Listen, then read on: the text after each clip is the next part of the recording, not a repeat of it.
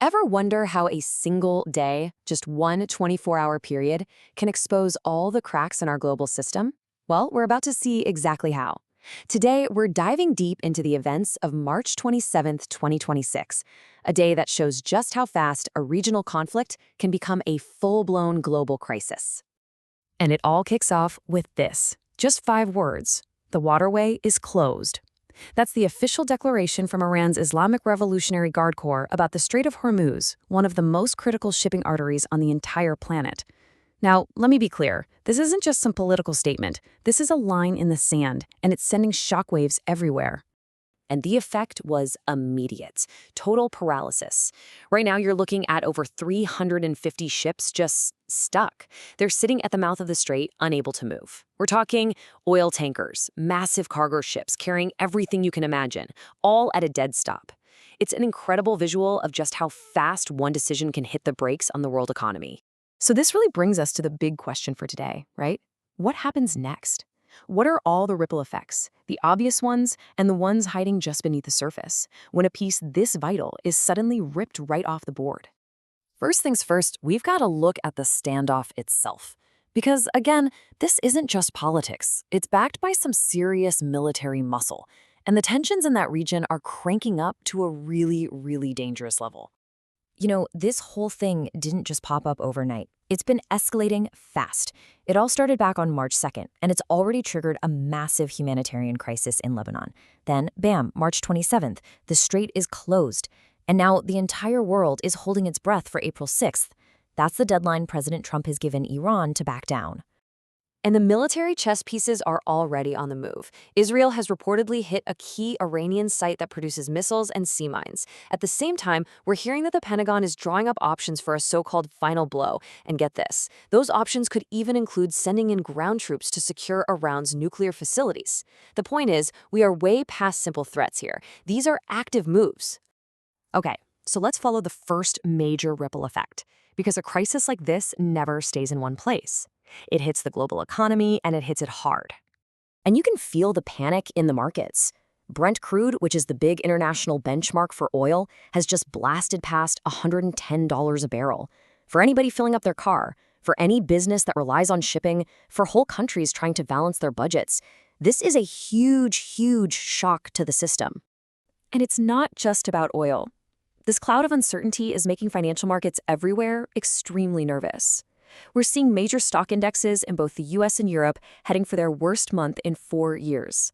The fear of a wider war is hitting people's retirement accounts, thousands of miles away from the Persian Gulf. And we're already seeing countries go into emergency mode. The Philippines, for example, just declared a national energy emergency to deal with the risk to their supply. And at the exact same time, you've got other players who see an opportunity. Russia is moving fast, trying to frame itself as the reliable energy guarantor in all this. That's a strategic play that could change energy politics for a long, long time. So let's zoom out from the immediate economic panic for a second. This standoff is forcing countries all over the world to rethink everything, their alliances, their budgets, and their own security. And the reactions are coming in fast. NATO countries are ramping up defense spending. They're now projected to spend over $1.4 trillion. China? Well, they're using the chaos as cover to put their own economic squeeze on the US with new trade investigations. And through it all, the United Nations is desperately trying to remind everyone about the human cost, especially for the more than 1 million people displaced in Lebanon. Now, here's where the story takes a really interesting turn. Because believe it or not, the fallout from all this geopolitical drama is spilling over into the world of technology. We're talking everything from AI ethics to a new arms race in space. So get this, the US government actually tried to blacklist a major AI company, Anthropic. The reason? Anthropic refused to work on autonomous weapon systems, killer robots, essentially. But in a pretty stunning decision, a federal judge just blocked the government's attempt, creating this huge public fight over the role of AI in war. And it's not just about military tech.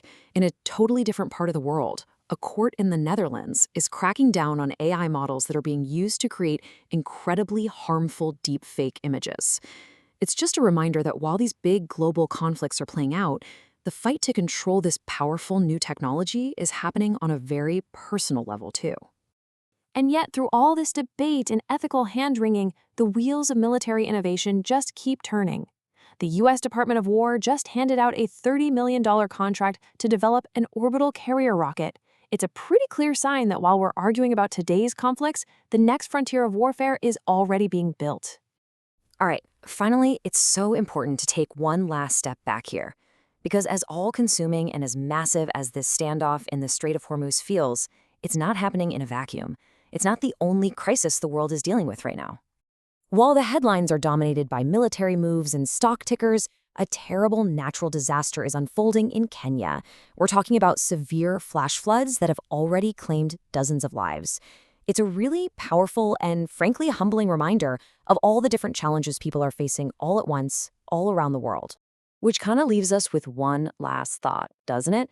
When a conflict in one tiny part of the world can instantly spark an energy crisis, crash stock markets, speed up an arms race, and totally overshadow a deadly natural disaster somewhere else, it really forces you to ask, just how fragile is this whole interconnected system we all depend on?